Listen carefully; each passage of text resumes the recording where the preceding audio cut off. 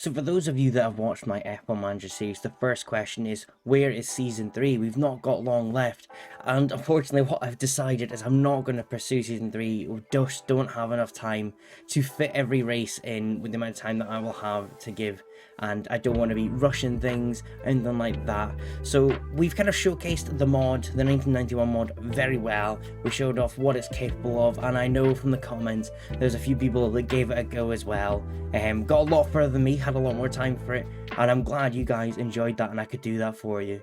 So I think from that, really, I'll try and do little bits here and there, but ultimately it's building up to F1 Manager 23, and what's that going to look like for us? So I've got Game Riot's clip here of F1 Manager 23. There's been a number, you've probably already watched it in fairness. There's been Arava, Work the Space, and others have done clips on this, but I kind of want to use it to go over what I've seen and what I plan for my future saves.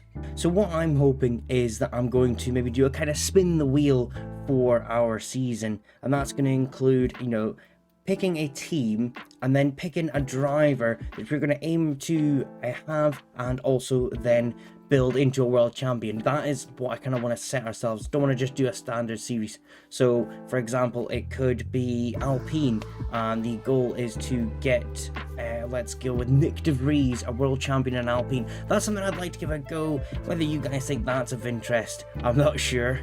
But to talk about F1 Manager 23 and what we've seen so far from the early tests of some of the content creators that have had a chance to look at it, I've noticed a few nice UI interface upgrades.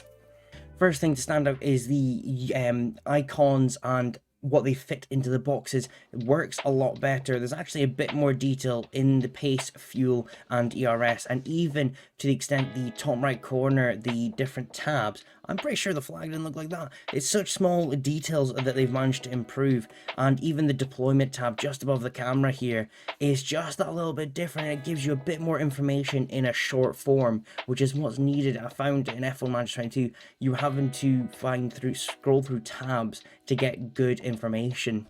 And one thing I've also noticed is the battling. Now you can see here, and the thing I've been a bit worried about is cars getting stuck on rear wheels. And that is Piastri chasing Tsunoda. But other clips, I've noticed the movement of the cars is a lot smoother, a lot less robotic as we saw in the last game. Still some bits, but it is a management game ultimately. But the overtaking and side-by-side action looks a lot cleaner than we've seen. So I think most of the race updates are pretty obvious and not being shown fully. That obviously the AI is better in general. A few issues I've seen early development is still strategy when it comes to rainfall incoming. I think it was Work the Space that talked about the AI couldn't kind of predict that rain was coming at the end of Q3, so they put on old softs at the start, things like that. But it's still in a better direction, which is what we wanted. We come to this screen. This is the training screen. A big development from last time. You couldn't really do much with the pit stop guys and your staff. It was just a case of watching them maybe do a little better, a little bit worse, and no errors as well was a key element. Now you can see down the right hand side, you've got the percentage chance of mistake and the time that mistake can cost you. Well, that's how I've interpreted it. It doesn't actually say it's the time, but that's how it looks to me, is that will be 0.59 seconds on loosened tires, that kind of thing. So it gives you the total time and the chance of mistake. That's how I've read it. Maybe I'm misreading it, I'm not sure, but that's yeah, quite a new update that I'm looking forward to. In the bottom right hand side as well, you've got their fatigue, their copper replacement efficiency, all extra details that weren't there previously. And I like the idea that your strategy can go right out the window, or another team strategy can go right out the window just because the pit stop finally has an error. And again, I watched Work the Space video, so this was his example, is that double stacks are no longer going to be as effective. Obviously, if you have a mistake, you then have got two guys you've just ruined the race for. And so I just love adding extra elements to chance in your race.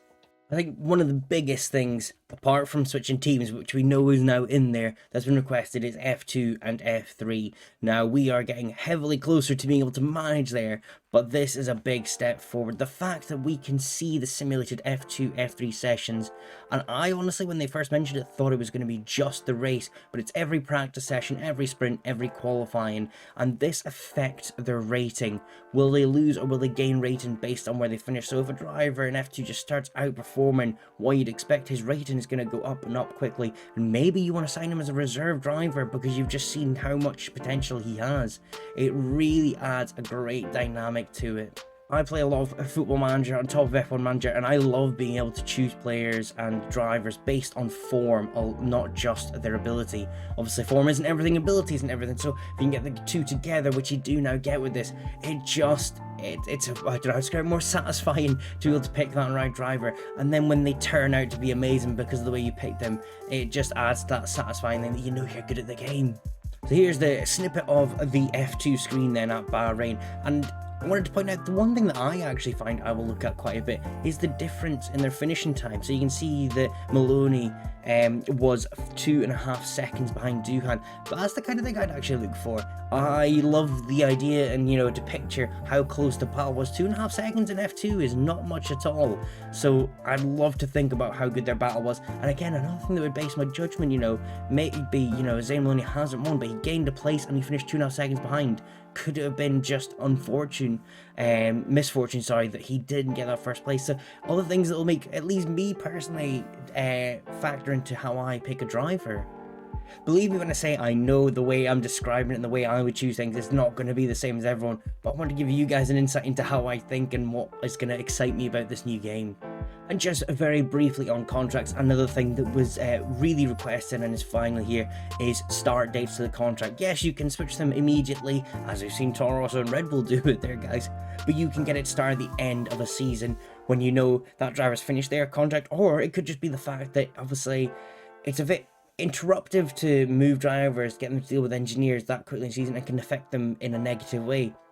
So even if you are looking to get rid of a driver, it's better to do it at the end of the season, isn't it? A huge factor, and it was something I talked about in some of my videos, but not directly calling it this, is driver confidence. I had mentioned that it frustrated me that really the positions were based on the ability. That was kind of you had luck in there and other fortune elements, but in reality, if you had the two top drivers, they should perform 1 and 2 in respective of their ability. Now with driver confidence, you can have that negative or positive effect with drivers that will, I assume in the background of the game, boost or reduce their attribute points, and that will have an effect in the race. And I've seen as well that they can affect the race alive. So if a driver is just struggling that little bit, keeps getting overtaken, his confidence is going to go down during the race, and vice versa. If he is performed well, going up and up and up, he's going to get a real boost in his confidence, and it could make them go for that extra move that they need to get a position. It's a really good factor. I love that this has been added. The fact as well that it's live within a race really adds to it as well, and can just really give a grip on the race, on that individual moment, rather than over the course of a season or between races.